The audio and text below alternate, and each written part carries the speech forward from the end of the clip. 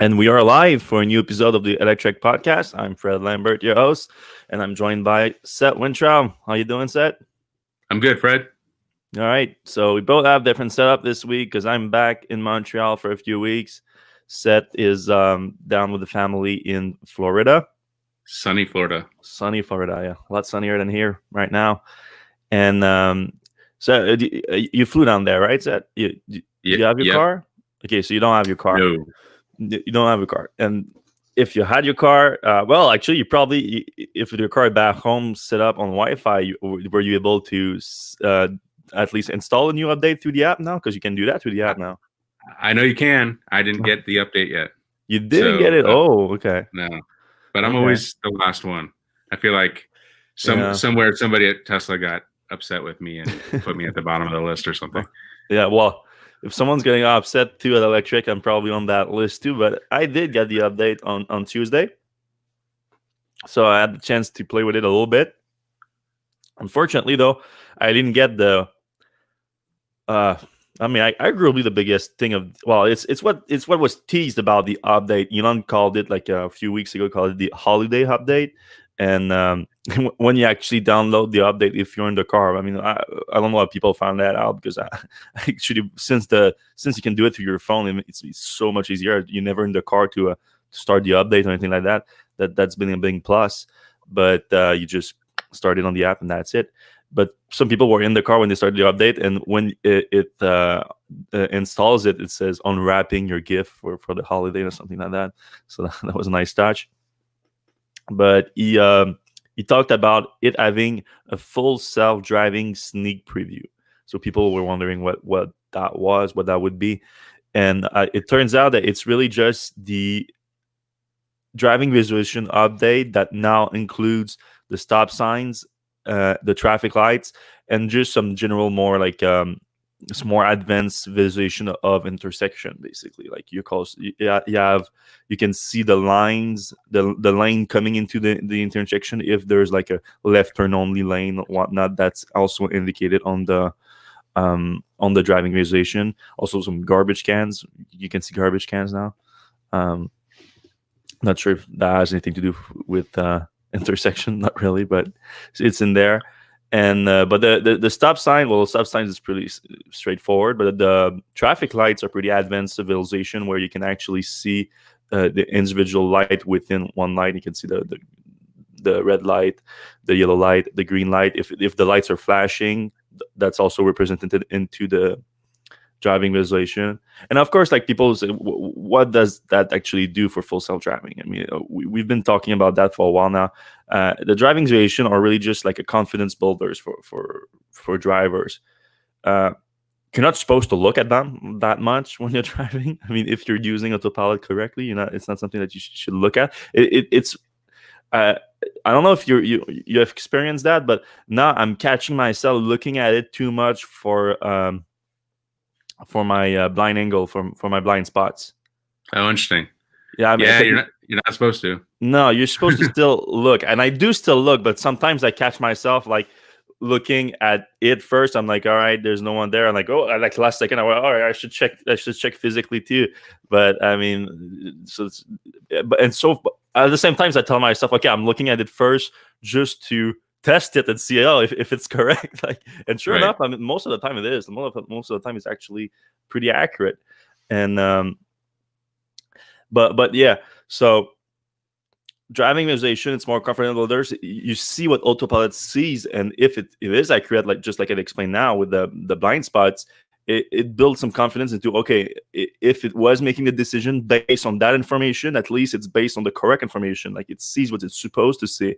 And now whether it takes the right decision or not is another thing entirely. It's another part of the neural net. But at least the computer vision aspect of it, it's there from the driving visualization, the rendering of the environment around your car, and that alone, it's good. I don't know if that's what people were expecting when he said, what do you call it, a full self-driving sneak preview, but it's better than nothing. Now, The big thing, though, is not everyone getting it. It's one of the first things that you actually need the new hardware 3.0 the full self-driving computer that Tesla developed themselves with the chips that are being built by Samsung and everything. So if you don't have that in your car right now, you don't have access to that. And it's gonna, what it does, in my opinion, it has to light a fire under Tesla to actually do those retrofits, because that was a selling point of those retrofits. That's why I bought the full self-driving package. They tell you buy it now, and you're gonna be on the list to get it as soon as possible for the new computer. And then when that never happened, like a year later, it's been a year now since I think I bought FSD, almost a year. And they said, yeah, but it doesn't matter that you don't get the retrofit now, because the capabilities are the same right now for both computers. That's not true anymore. That's not the truth. And so the new updates are starting to introduce features that you need a new computer for it. So now I have paid for features that other people have, but I don't. So I think Tesla now should really put more focus on the retrofit program. But that's a big program. You didn't buy FSD, did you? Nah, well, it's on my leased car. Actually, no, full self-driving is not. Just autopilot is. Okay. But I have neither on my Model 3, and some of these updates coming along are like, maybe I should upgrade at this point. But now it's a lot of money, so I'll probably just wait till my Model Y comes. Yeah, because now it's back to 4,000, I think. Because you do have autopilot and ENS on your car, on your Model 3. Yeah, on my Model X. Model X. You do have the ENS. Oh yeah, so on your Model 3, it's probably full price then. Oh, okay, yeah. That's probably. So it's like $10,000 to get full self-driving. Yeah, well, that's a lot more expensive. Yeah, not gonna happen. No, not gonna happen. Unless they actually delivered it all out of nowhere, then 10,000. Now people start thinking about it, but that's we'll talk about fantasy here. But you still have a few updates that from the holiday software update here that you can actually use. One of the big ones that Tesla's sort of catching up to the other automakers on, text reading, message text, SMS reading and answering all through voice command. So that's something that a lot of Apple Car or Android Auto users were already enjoying in their cars. And also that other automakers also offer it like natively into their system. Now Tesla has it also natively in their system. I used it very briefly, just a few tests. I use my car in English, like all my setups are in English, and my car still, in terms of voice command, I still have some issues in terms of like using voice command in English due to my accent, I think. I don't know if Tesla has the same thing. Like my Siri and my Google Home and things like that, they all understand me like very well because they learn from your own language. Like the more you talk to them, the more they learn and they get better. I don't know if Tesla has that. Like, yeah. I think Tesla on the back end uses Dragon Naturally Speaking or Dragon. I feel like which is a pretty robust natural language thing, has personal learning on it. That'd be interesting to find out. Yeah, I used to be invested in Dragon. That used to be one of my investments way back when they were the leader in that. I got out just in time, I think. But anyway, so that's working fine for me so far.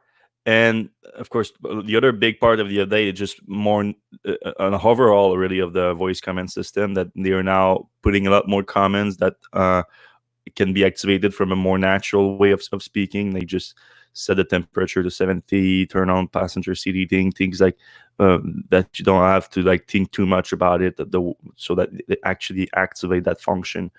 So that's nice. Also in general, more function to focus on people having to limit their interaction with the UI in general, so that you can just do more through voice command and less with the touchscreen. And I think that's a theme of this whole update. Really, it's like with the text message, with more voice command, with also there's some like smaller things that are not as obvious, but things like a voice keyboard now. So if you, I mean, you could always like you can start out with trying to do the voice command, but if there's actually a point where you have to enter something through the keyboard, which is of course like the digital keyboard on the touchscreen, you can switch it to a voice keyboard through the dictation, new dictation symbols on the keyboard. So that's also fewer interaction with the touchscreen.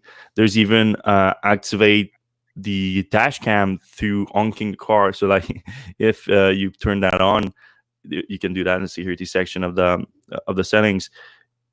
As soon as you honk, the last 10 minutes going to be recorded, saved actually to your, because I always record the last 10 minutes, but you can decide if you want to save or not on your Tom drive. So I think that's going to be a problem. I think people are going to start wanting to record, and the easiest way to record is going to be honk the horn. And I think people are just going to be honking the horn quite a bit. Yeah. It's not a complete replacement to having to touch a screen to do that, because you're not supposed to honk unless it's absolutely required for safety. But the idea behind it is, if it was required for safety, you might want that footage for whatever reason. Right. But yeah, if it comes to that, then yeah, it's gonna be a problem for sure. But I think, I mean, what it is replacing, it's literally just one touch on the touch screen for Right. a button that's always visible to you. It's always at the top of the screen, so it's really not that big of an interaction to remove. Things like things that are removing like a lot of interaction, I think, like the glove box, for example. Like the glove box, you have I think like 3 or 4 touch to get there, like to actually Right. get the glove box. Crazy. Yeah.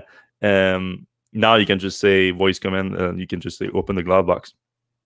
Right. Those are things that are removing more interaction with the touchscreen. I'm just mentioning that one as technically it does remove one interaction with the screen.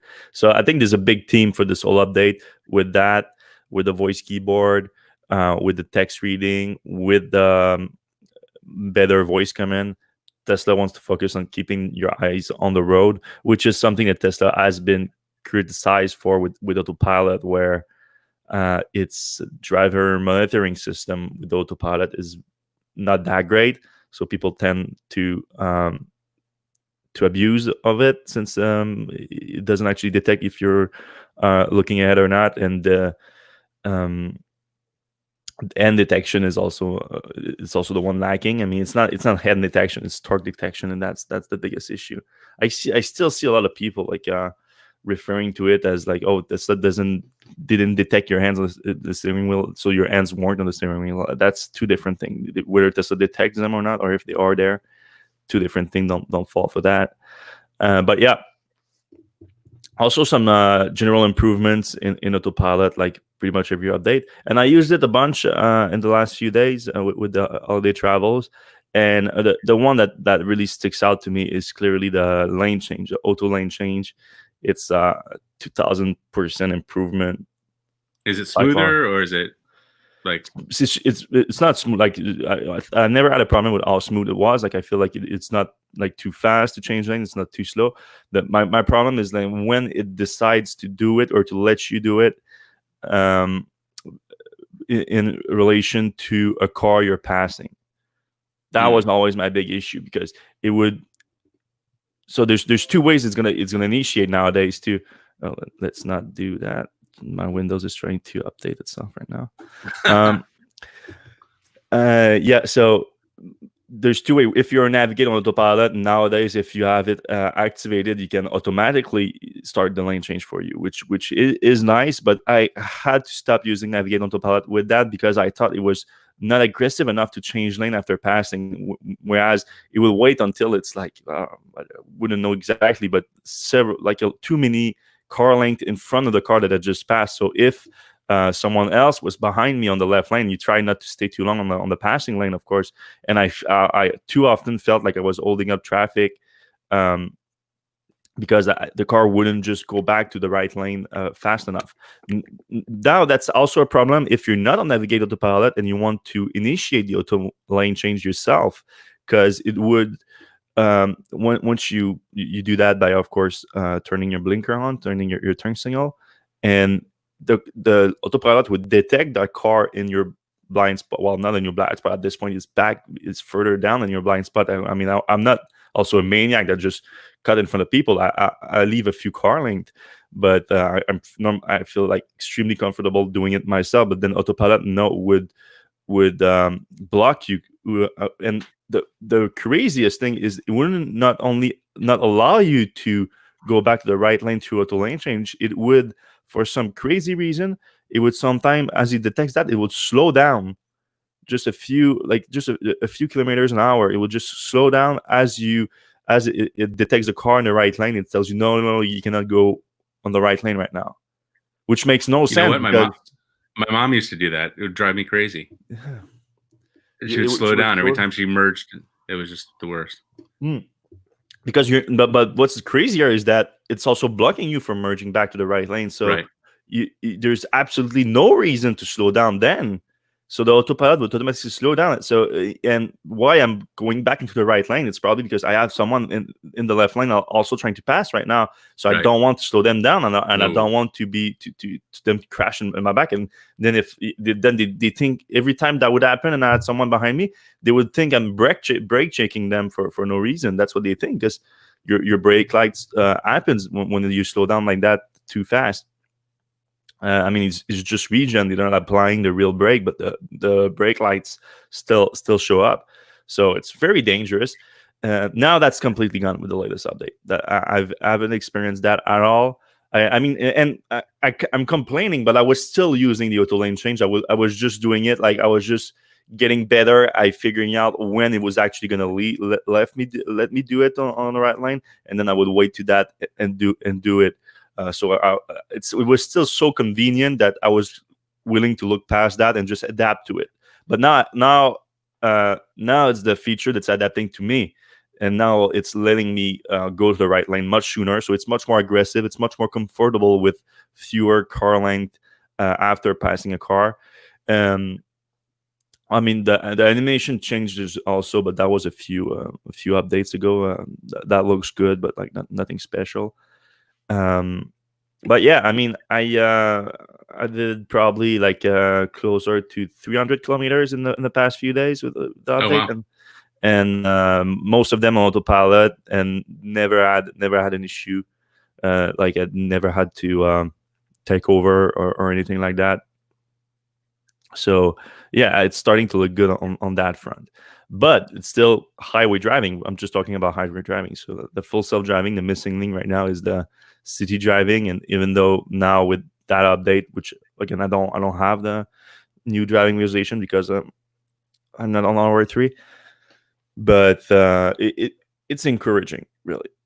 I'm not saying that I believe on the timeline right now, and I think we're in the same boat on that. Mm-hmm. 1 million full self-driving taxis or cars on the Tesla network. Yeah, I don't know if that's a year out or what. That'd be surprising. I mean, first of all, before they do that, I think they have to do the retrofits first. Right. I'm looking forward to that and see if I can have that before there are any more other differences between having the hardware 3 and not. Because when you have a Tesla car at this point, and if you're an AV autopilot user like I am, what you're fearing is like when are they going to reach the limit of the hardware with their software update, and that was the case. I remember right when actually in 2016, yeah, because I was on the call with Elon Musk when he announced the autopilot 2.0, and that was my first question: is that are we finally reaching the limit of the autopilot 1.0 hardware? And it was like, yeah, the computer is reaching its limit now. There's gonna be some fine tuning, but there's not gonna be any new features coming out on autopilot hours. That was 3 years ago, or a little over 3 years ago at this point. And now are we seeing the limit of the 2.0 hardware at this point? Like now it looks like it, if they're starting to release new features that are only for 3.0. I mean, I'm sure there's going to be some fine-tuning again, some improvement and things like that, but the good news is at least technically everyone on 2.0 should have technically access to the 3.0 retrofit, since it's just a computer retrofit. But it's going to be such a crazy retrofit program. Because if they do deliver the full self-driving, then everyone that has one of those cars is going to want to upgrade. There's just no way. And and at this point, there's like a few hundred thousands of them out there. So it's a giant program. All right, other updates on the holiday software updates are other features. Do we have camp mode? Camp mode has finally arrived for those crazy people that like to camp in their Tesla. Now I definitely want to try that. My wife does not. My kids might want to try it, but I don't know if I want to try it with them. But not, nothing against them, but it's tight in there, and they're. But in your Model X, I mean, but you can't really lay down in the Model X. Those the middle seats. They don't what's go your down. Configuration again? Look at the 6 seat. This the 6 seat. The two. It's not a back seat at the back. The back seat folds down, but middle seat, the middle row, are like captain's chairs. Forward. They move forward. They just move forward. But if you move them for, like, those people, they keep buying those. I think it's Dreamcase, the company that does them, especially for Teslas. You would be able to fit a full, like, the Dreamcase mattress size, and if you pull them forward. I don't think so. No. No. I think those are mainly made for the Model S, where you can fold the back seat down, and that alone is big enough. But you also have a big trunk when the Model X trunk with a third row seat is smaller than the Model S, right? Right. Has to be, right? Yeah. Okay. And they make some for the Model 3 too now. Apparently, you can do that in Model 3, but it's also, I have to assume, it's pretty tight. Yeah, TestMat makes a nice cheap thing. We were working with them a little bit. I'm looking to try that out, but I like the whole idea of not having to worry about the heat or the cool. Yeah, that's what. By the way, we didn't say it, but that's what camp mode is. Like, it's gonna run, keep your camera control on, but turn off everything else so that you don't keep the power on too, for like if you want to plug something or anything like that. But the lights and everything goes down so you can actually sleep or something. Yeah. Jorg in the comments says you need a Model X 5-seater for sleeping, and I imagine you could probably do it with a 7-seater as well, but that middle row has to be the fold flat, not the captain's chairs. Yeah. Other update that you have with the holiday update is called Thrax version 0.1. It's actually in the toy box, so it's some kind of toy box used to be Easter eggs, really, but now it's just it's like fun feature that they put in the toy box. Like, there's no hiding it or anything like that, so it's not really an Easter egg. And it's basically like a little music studio that you have on your touchscreen, basically, and you can create some beats and add some different instruments to it, and really a little music studio inside your car. Something you can use while charging or anything like that, and something like you can play back your masterpiece right on the premium audio system of the Model 3 or Model S or whatever you're using. Which I did some digging on the Model 3 system for that article, and I figured out that apparently Tesla hired a bunch of you're gonna leave it there to me say that name, Bang Olufsen. That's not bad. Bang & Olufsen. B&O. Olufsen. Okay. Oh, yeah. Which is one of the more premium, like, speaker companies, like audio companies. And what they did apparently is that they hired those engineers. They were like, build me a system that's as good of a Bang & Olufsen, if not better, but with just off-brand type of hardware, so that we can do it a lot cheaper. And apparently they succeeded. Like, a bunch of audiophile that tested the Model 3 premium audio system.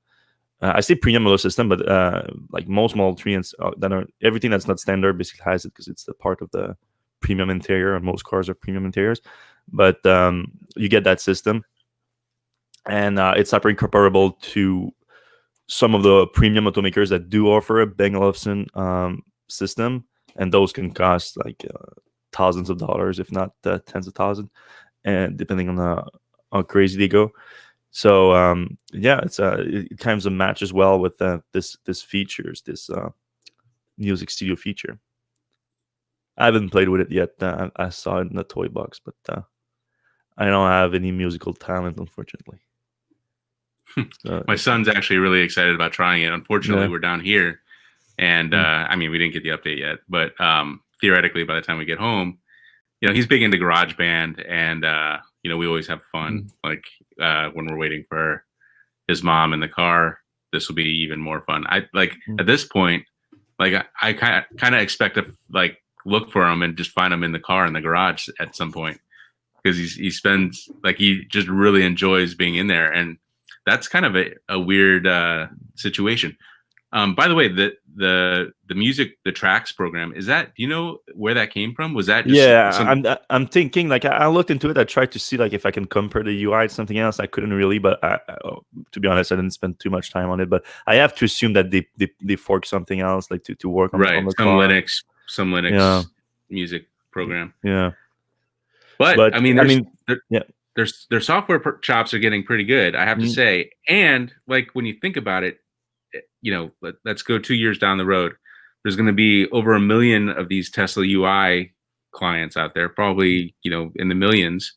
They're going to have like the third, fourth or whatever largest OS, like, smart OS. I mean, we talked about this a long time ago when they started talking about creating their own music service. Tesla's it didn't make sense back then, but now we're starting to see like, we're starting to get a lot of numbers, and the Tesla OS may become like, it wouldn't be surprising if somebody in Tesla was like, hey, why are we just limiting this to cars? Why don't we just make a tablet or something like that to do all this cool stuff on the road? I don't know. Yeah, a couple years down the road, Tesla is a software company and a hardware company. It wouldn't be surprising to see something like that emerge.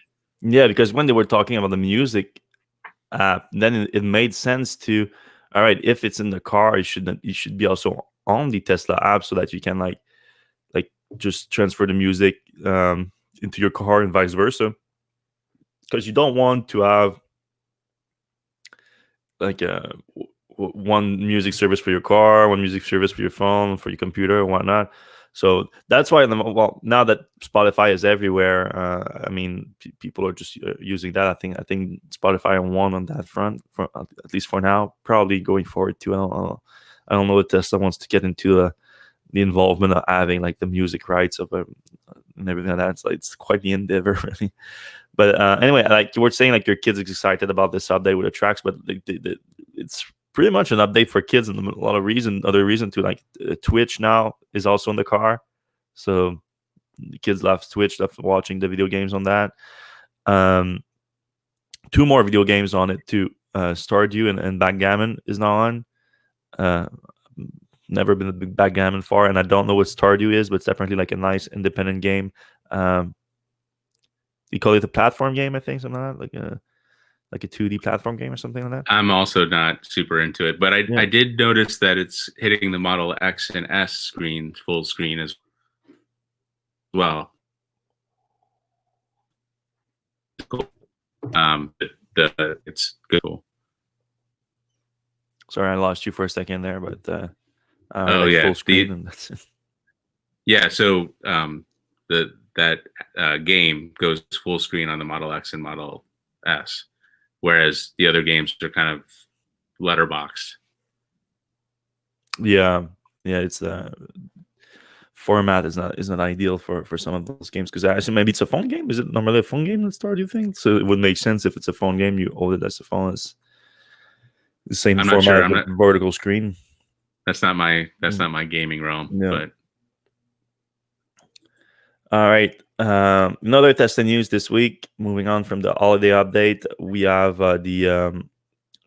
some news from China. I mean, we talked about that last week a little bit. It was announced that Tesla might have secured some big loans for its operation in China, and it was confirmed yesterday in a SEC filing that Tesla got 1.6 billion, well, the equivalent of 1.6 billion USD from a consortium of Chinese banks, and they used part of that to repay a previous loan when they first launched Gigafactory 3. Well, started construction on Gigafactory 3. They got close to 500 million in loans from the banks, and now this new loan, they are paying back the previous one, and they're using the rest to finance the activity at the Gigafactory 3. So you might ask yourself, like, why do they need more money? Because the factory is already deployed and making cars, and a lot of cars. We just saw. I'm about to post an article after the podcast on this, because the parking lot at Gigafactory 3 is insane right now, overflowing with Model 3s, and that's after the past few weeks the parking lot was already full, and they've been shipping them out. So looks like production is pretty good, probably in the hundreds a week, getting close to 1,000. I wouldn't be too surprised. But they're not making everything of the car there. They're making the body, they're making the final assembly, they're making the paint, they're making things like that. But we suspect that a lot of components are not being made there yet. So more investment will enable them to make more of the car there. Also, there's been rumors about Tesla maybe getting into battery cells, so that might be a location to do their own battery cells at one point. And Model Y production, I mean, Tesla hasn't confirmed that yet. Well, they confirmed that the Gigafactory 3 is going to make the Model Y, but it's not clear when. We know that Fremont is supposed to start soon, early next year. Then it wouldn't make sense to move quick at Gigafactory 3, right? Yeah, absolutely. I mean, so the Chinese market would be a good place for the Model Y for sure. Yeah, because you look at NIO, basically NIO, they're gonna launch next. Is it next month? Is that I think next month they're gonna launch their third car, and all three of them are SUVs. Right. So they're really trying to corner the SUV market. But the latest one they're launching is a little bit smaller SUV, so probably in the same size as the Model Y. So it would make sense for Tesla to quickly have their own offering on the market with the Model Y. So yeah, that money I think is going to go toward that. And Model 3 deliveries are supposed to start. It was announced today on Monday, on the 30th. Tesla is going to hold a little delivery ceremony, if you will, for the first 15 cars, and they're going to give them to employees at Gigafactory 3. So that's nice. I mean, that's not unusual. Tesla has been doing that lately to deliver the first cars to employees. And but I think they're going to move away from employees pretty quick, because as we just mentioned, they've been shipping out cars for weeks now out of Gigafactory 3. We assume that those cars are going to delivery centers all around the world, all around China. And it's just going to give them 2 days, though, to deliver those cars by the end of the quarter, because, of course, it's important to reduce inventory at the end of the year and have those cars delivered so they're not on your books, and you can collect the revenue from them. At this point, I don't know if they can deliver 1,000 cars in 2 days in China. I'm sure they have the capacity for it. Tesla has a lot of stores in China, a lot of employees. So I have to assume that it wouldn't be that big of a feat for them. Now it's whether or not they do have 1,000 plus car inventory, and I feel like that's about right. Yeah, I mean they have to have quite a few cars in inventory. They want to have the fact that they started building the factory at the beginning of the year and they delivering cars at the end of the year, all in 2019. But I don't think the numbers of cars. I mean, just the fact that they're delivering cars is a feat in itself, and it'll help the stock price, and it'll be something to celebrate. But I don't think the numbers are going to move the needle on their global deliveries in a big way. Yeah, because if the goal is 100,000 cars, I mean, at this point, I see a best case scenario of about 1,000 cars for the Made in China Model 3. So that's 1% of the goal of the milestone, of the 100,000 cars in a quarter milestone. So, I mean, it's still good. It still make a difference. 1,000 cars that the other markets don't have to deliver. But I thought it would be earlier in the quarter, early in this quarter and maybe even just before the quarter. I thought it might be a little bit more, but as the quarter progressed, I felt like 1,000 would be like almost best case scenario at this point. Yeah.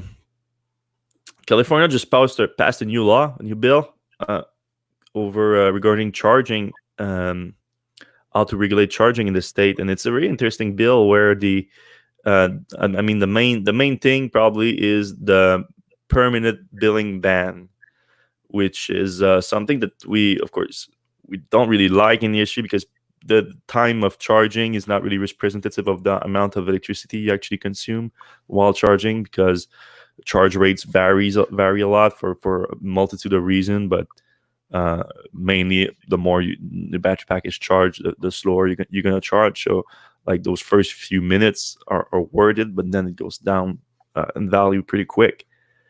And like if you charge by the minute, it incentivizes slower charging, and nobody wants that. Yeah, and incentivize the provider to have slower charging. Right, makes no sense. And so there was a problem too.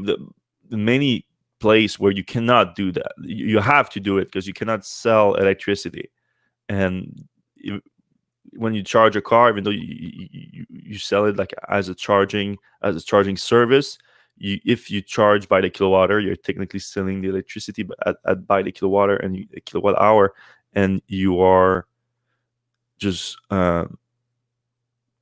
charging more than you pay for. So you're basically an electricity reseller, the middleman between the electric utility and the electric vehicle owner. And in some markets that's illegal. You cannot resell electricity.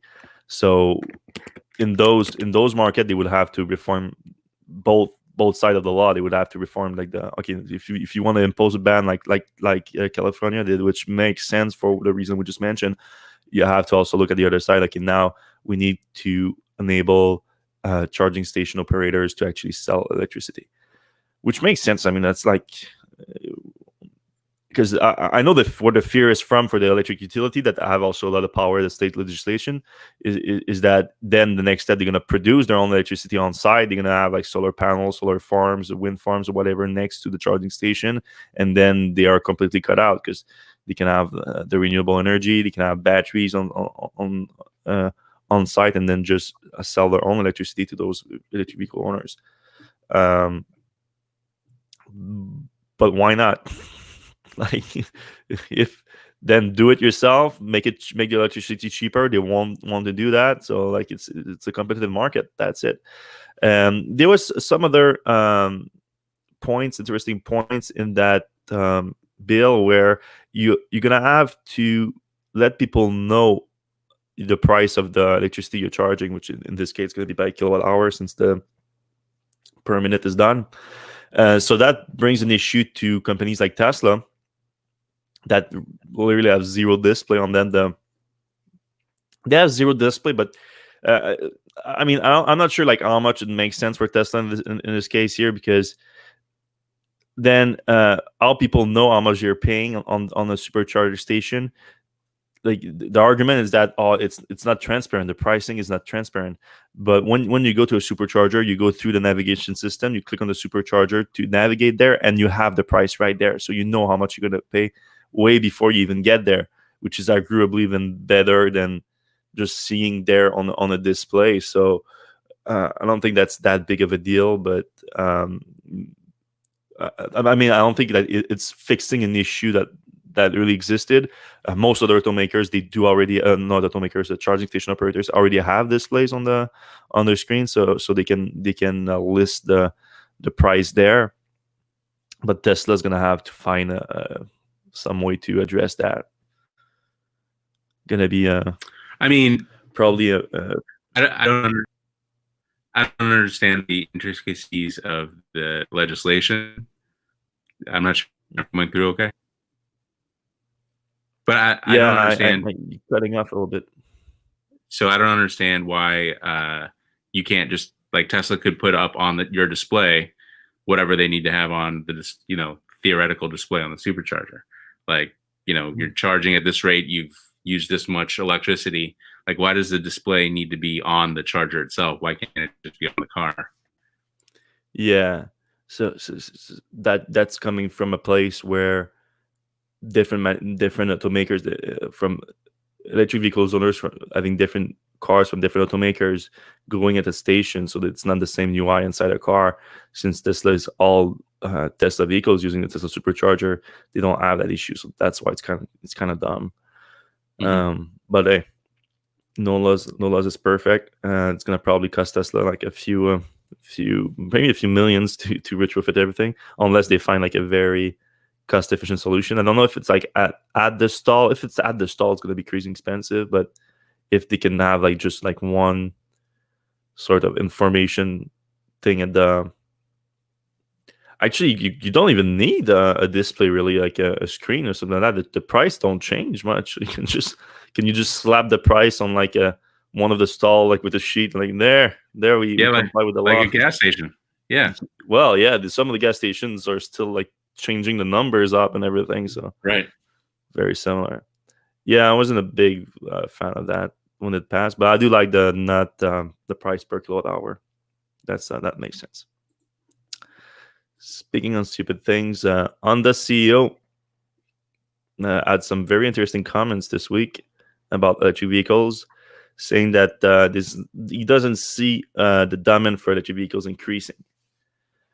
That makes sense, because if you make shitty electric cars, you think there's no demand for it. So like he lives in this little bubble where yeah, we make like cars that suck. So like why would people want to buy them?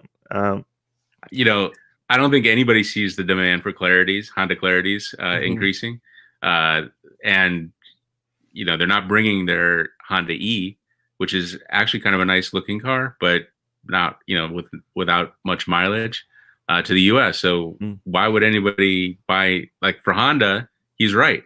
Like nobody, the demand for the Hondas is not going to increase. Well, he's right, because he only sees demand for electrical being driven by regulations, which is fair when you just look at the numbers. If you don't actually like talk to EV owners, if you don't understand like why they're so passionate about their electric cars and everything, then yeah, you think, all right, you just look at the numbers, you look, oh, this market has a lot of electric cars, oh, this market has a lot of incentive for electric cars. If you just stop at that, you don't see the whole picture. And that's what he's doing here. I mean, I'm quoting him here. There are different regulations in different countries, and we have to abide by them. So it's a must to continue with R&D, but I don't believe it will become mainstream anytime soon.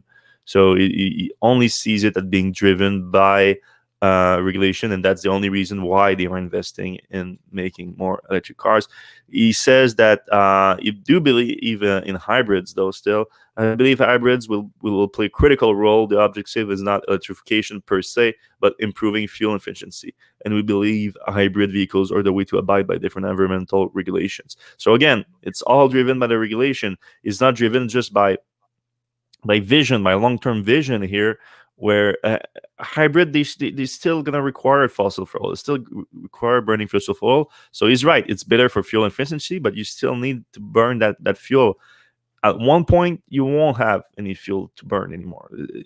So even if it's that's in 100 years, you're gonna have to change the set point. So why not change it now? Because we have the technology at this point, and if you invest in it more than just what you need to in order to comply, that would make a big difference, of course. But no, not really. And that on the E, I mean, we were going excited about it even before, like after the fact that we learned it's Europe only. Uh, that 35 kWh battery pack, 125 miles of range, I felt like it was like it could have been better for a 2020 car. Yeah, I mean that's kind of what Mini is coming to the market with, and they are coming to the U.S. Good looking car, people definitely love it, but that 125 miles is going to be a little bit frustrating, and the charging rate as well. Mm. Yeah, I mean, it's still gonna fit the lifestyle of a lot of people. It's just that it's gonna limit your market share, and then they're gonna say the same thing. Like, not that many people are buying that car. I mean, yeah, of course. On the other side of the spectrum, Volkswagen has been a lot more willing to invest in electric vehicles, and they announced today that they are accelerating their plans for the rollout of the production capacity that they're gonna deploy they were first aiming for a million car capacity to build a million car in 2025, electric cars, of course, to 1.5 million electric vehicles in 2025. So that's um, they're cranking things up a little bit. They are more optimistic about their plan. Their plan to convert factories from fossil fuel vehicle production to electric vehicles. I know that you're like in the camp of they're always about those predictions, but they don't come true. Yep. And like I wrote in the article, that's kind of warranted because they did miss their targets before for sure. But I feel like I've seen it. I've seen what they've been doing, and like they are clear the investment, like they're going out, like they are spending that money into electric vehicles. The Zyco plant is converted to electric vehicles now, and they are ripping things up there. Might not be going everything as planned, but they are making the investment at least. So, well, I believe that they are going to have that capacity to build electric cars. Whether they're going to be great or not, we don't know yet. We haven't tried the ID3, which is going to be the first car on the MEB platform, on which most of those cars in the next 5 years is going to be based on. So it's gonna be a crazy time for Volkswagen. I've been saying it for a while. There's some big names that are gonna go down with this transition to electric vehicles, and Volkswagen seems to have like their sights set to the right place. Like they know it's the future. They're investing into it, but they could still fail because if they just, it's so much money being invested that if they invest that much money in a vehicle program and it doesn't work, that's a big hit for them. I'm not saying that the ID3 won't work. Like that's the one we know most about, and so far it looks good on paper. But we need to get into a car. We need to see how it actually performs and everything. I'm optimistic about it. Yeah, I mean, 2025. That's quite a ways off. It's 5 years off. Getting to that point might be a little bit rough. Like, if their product isn't as good as the market leader in electric cars right now, Tesla, or maybe some Chinese companies, maybe they don't have a demand for 1.5 million electric vehicles. Maybe they don't have a demand for 1.5 million total vehicles. I don't know. I don't know what it's going to be like. Yeah, the market's going to be so much different in 2025. But like, my biggest thing is like 2025 people won't want to have a gasoline car anyway. They will want an electric car because at this point it's going to be clear for everyone that it's going to be the future, and you're going to have no resale value in a gasoline car. But of course, I'm not saying that means that all new cars are going to be electric, because they're just not going to be the capacity for it. So at least planning to have a large production capacity electric vehicle by that time, that's a big deal, because of course cars are super complicated. You have a giant supply chains behind them. So at least to prepare for that makes sense. Now, like you just said, like Tesla, electric vehicle leader in 2025, do we know what kind of capacity Tesla's going to have in production? Because right now they had 400,000 a year basically. Next year they're going to probably be easily over 500,000. I think probably closer to 600,000 vehicle a year. And I think they're going to reach the million by like 2021. End of 2021 would make sense for me. Like that's when they're going to reach a million vehicle per year production capacity. So that's going to be 2 years ahead of Volkswagen. So they're not that far behind. Right. In terms of production capacity again. Planned production capacity. Now, once they ramped up, when Tesla ramped up Gigafactory 4, then things changed. I think they ramped up Gigafactory 4. I think they start producing some vehicles out of Gigafactory 3, maybe like the Thrax, Tesla Semi, things like that. And then Gigafactory Gigafactory 1, I mean, for that. And then Gigafactory 3 also has more potential for increase too. So when they crank that up a little bit, and of course Tesla's going to be in a complete different situation, I think by 2023. With Model 3 program, Model Y program, both in full swing. Like with that as a basis, I mean, when Tesla had financial issue, the driver was the Model Y program, Model S program. That was the big Tesla's big driver of revenue and gross margin. Now the whole Model S program is being dwarfed by the Model 3 program, and now we see Tesla doing better. And once Tesla has the Model Y and Model 3 program both feeding off each other, because we have to remember they're sharing 70% of their parts, being produced at the same place, same places actually, because Gigafactory 3 and Fremont. That's going to be a solid foundation for Tesla to build on after that. They're going to be allowed to even make some mistakes. I mean, now they're like basically not allowed to make mistakes for years, where everything was every mistake would bring them to the brink of extinction. Not going to be the case anymore. So I think that's why they were bold enough to come up with the Cybertruck. I think you think without the Model 3 program being a success, there would ever be a Cybertruck? I doubt it. I don't know if there'd be a Tesla, to be honest with you. Well, that too. Yeah, but let's say it wasn't that big of a success. Let's say like it still works, but Model Y was such a big success. Like we can push this further, and now we see the Cybertruck. But Cybertruck is what did they say? They say late 2021. Yeah, which 2022 is probably a better bet. Mm-hmm. Yeah. I keep like looking around for like where is that thing gonna be built, but I found no clue as at this point, and I feel like they're gonna have to make some move soon. If we're talking at this point, on the official timeline, it's gonna be less than 2 years now. We're talking, so they have to make some move, and since the chassis of the truck, the whole platform is completely different. I mean, that's the basis of the truck. They have to plan this out like way ahead, and they probably have to do some trial and error. So if you guys hear anything about that, please let me know, because I'm always on the lookout for some information about that. Yeah, I feel like there's a East Coast or South U.S. Factory that needs to come up. So yeah. It's either that, because Fremont now, forget about Fremont at this point. It's either that or like just big expansion of Gigafactory 1, so they seriously can keep expanding there. So, right. But I don't know if that makes sense in the workforce type of thing, because like Gigafactory 1 was already an issue in terms of workforce, like build a high-tech factory with for batteries. And they expanded that to drivetrain too. So now we're getting closer to cars, but still it's not cars, and so that might be an issue. All right, let's close out on some news about Rivian, the other electric pickup truck company. I've been saying it; they cannot stop raising money. It's insane. 1.3 billion was announced, a new round of 1.2 billion from Tiro, which is also a big Tesla investor. So that was interesting. Tiro is like investing heavily in electric cars between Tesla and now Rivian. They were leading the round, but Amazon, Ford, and some funds from BlackRock also invested in it. So Amazon and Ford were already investors, so they are trying to probably keep their percentage of the company going with more investments. But Tiro is added, and some BlackRock funds. 1.3 billion, that's adding to the 700 million earlier this year from Amazon, the 500 million earlier this year from Ford, and the 350 million from Cox Automotive.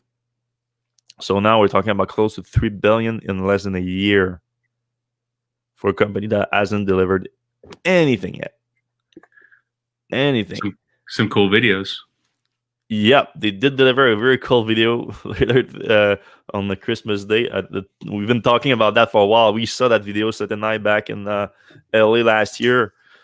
CEO RJ Ascarin showed us like what was an early prototype, though. I think it was a Ford F-150, right? It was a Ford F-150 test mule, I think, was it?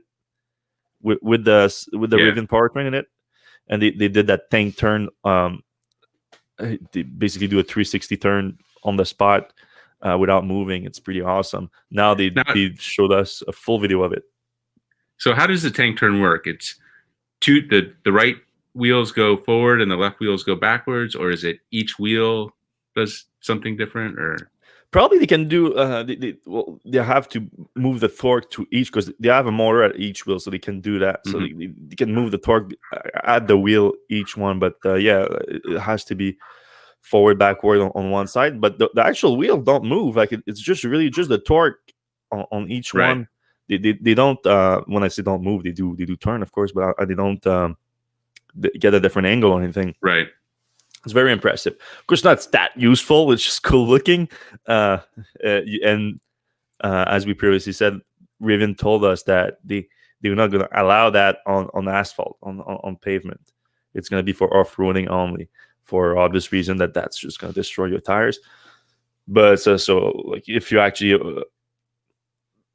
if you already off-roading pickup trucks and you ever saw a need to like, oh, I wish I could do it 180 right now, just turn around on the spot, then you could do that with a Rivian truck. But going back to the money they're raising, that's so much money for a company that hasn't delivered anything. I have to think.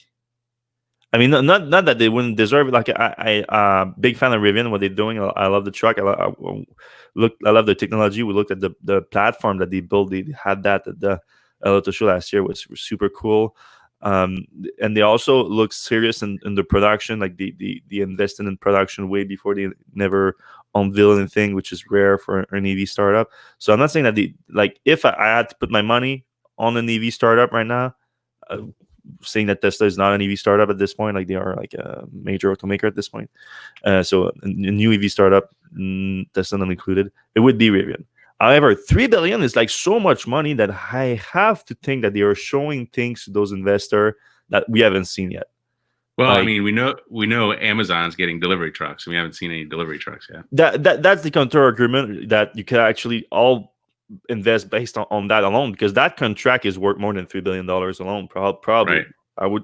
I would think, because unless they are making those things super cheap, but like if you put like a $30,000 price on it, that would be super cheap, and that's still $3 billion. Am I doing my math right? 3 billion, 100,000 from 30,000. I think that's 3 billion alone. Yeah. All right, so like then, well, of course that's not profit, but it's still 3 billion in revenue over. I think they're talking about deliveries from 2021 to 2024 or something like that, over 3 years. So yeah, that's one thing, but I think a company like Ford, which also working with Rivian on a separate vehicle program, which right now looks like it's going to be a Lincoln SUV. So that was a $500 million investment earlier this year, and now they're investing again in the $1.3 million round. So that must be looking well, and they are interested in that platform. So well, kudos to Rivian; they're doing well. I still have my reservation on it, even though I also have a reservation on Cybertruck. I'm definitely not buying both of them. If I do, it will have to be like purely for like trying for some test. If we do some test or something, and then I can deduct that on my taxes for like using them as purely for electric purposes, because I obviously have no use for two pickup trucks. What a great occupation! Yeah. But I'm still torn between the two of them. Obviously, the R1T is supposed to come sooner than the Tesla Cybertruck, but the Cybertruck is just so much more interesting to me right now, in terms of features and in terms of pricing too. Like the base one of the R1T starts about the same price as Tesla's higher end truck. So it'll be interesting to see. I think Tesla's battery, in-house battery thing might help them out there. Yeah. So right now, like, I feel like you probably for $100,000 you can get the top of the line Cybertruck probably. While for the R1T, I feel like it's gonna be like the 135 kilowatt-hour battery pack, which is the mid-range one. So I'll be surprised if I can get the top one for that price. All right, so we have a few minutes left, or a minute left. Let's run through some of the comments real quick. Mm-hmm. Delta Echo or D asks about the Americane wide wheel, which is a favorite scooter among our readers. Is it a problem taking this electric scooter on the airplane? And it is a problem. And I have a Americane wide wheel. I would love to take it on the plane with me. It's a big battery pack, right? The battery's way too big. Yeah. And you can't check it because you can't check big batteries or any batteries.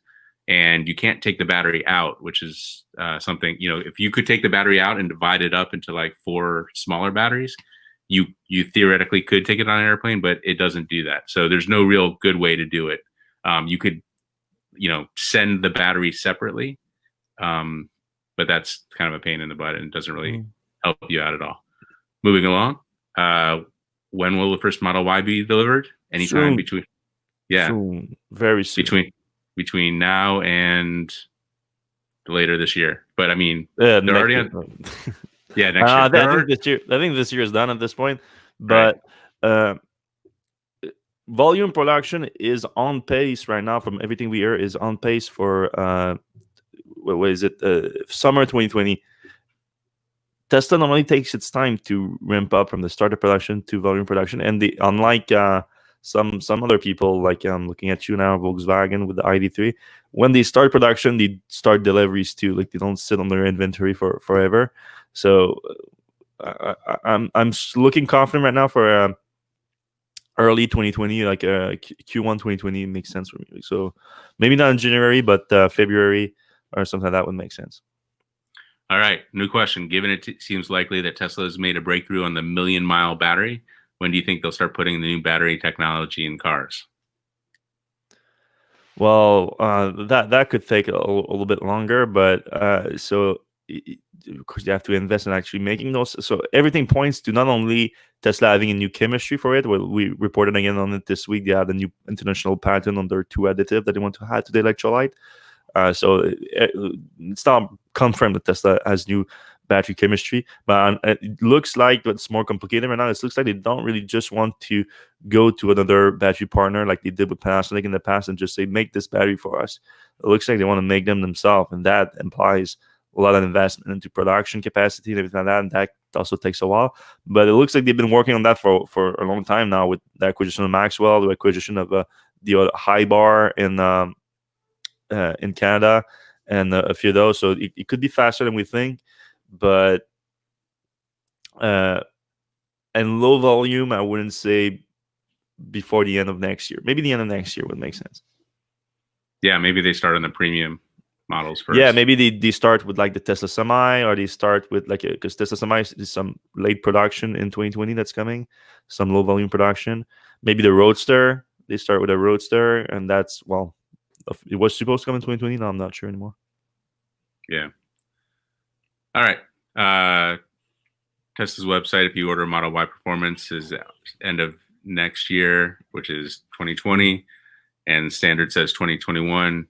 Tesla obviously hasn't updated that in a while too, I think. Yeah, I think they want to over deliver, under promise in this case, and they obviously want you to buy a performance model over a standard model. Germano from Germany also likes earlier said he likes the podcast, but he says, I bet Tesla owners would love to give Tesla active live feedback while they're driving and noticing AP is doing something correctly or not correctly. Recognize street signs. I heard that they were working on that, actually.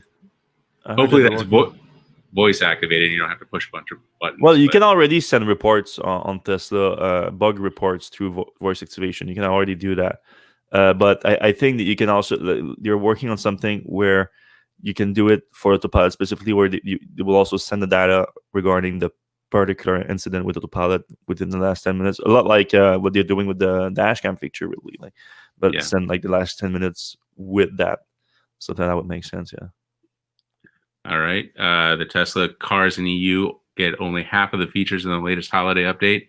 Even countries within EU have not had a complete update. A lot of lives could be saved. Any comments about that? There's a new sorry, I'm missing petitions. A new petition going out right now to try to force the end of the EU regulators to try to enable more of Autopilot. But Tesla is also working directly with the regulators apparently to do it.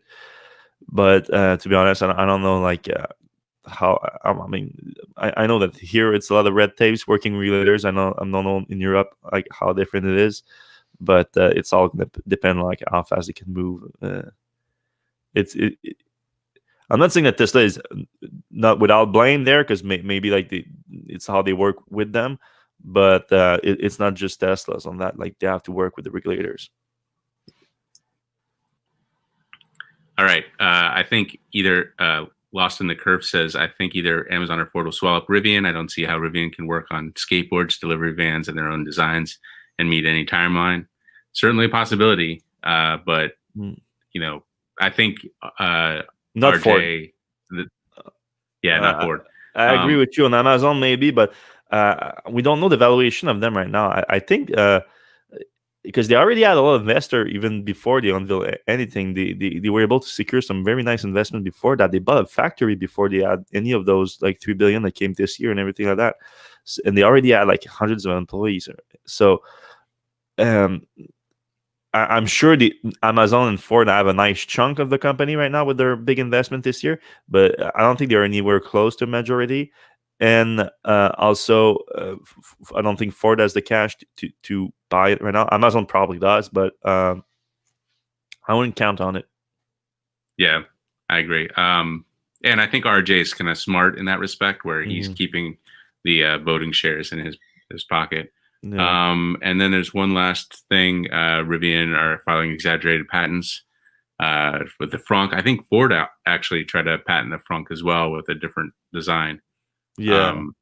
I think that's just normal in the industry, though. Yeah, I wouldn't worry about that. They were patenting different things. They were patenting like opening it from the grill and things like that. So, right. I mean, I don't think that's going to be any patent wars over that stuff.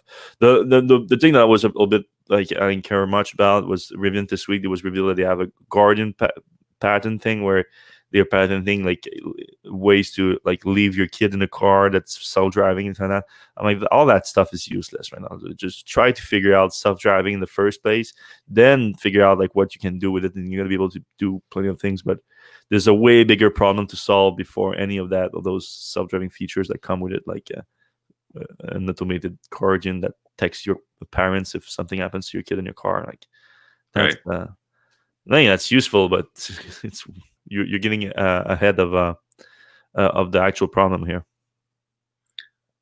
All right, that's about it. All right, thanks a lot for listening, everyone. I hope you're having a nice holiday season, and we're not taking any break here at Electrek. It's nonstop, so go back on the website. We have new posts up all the time, and we're gonna also be there next week as usual. Next week should be at the same time too. No problem. We're gonna be there. I hope you will too. So see you soon. Ciao.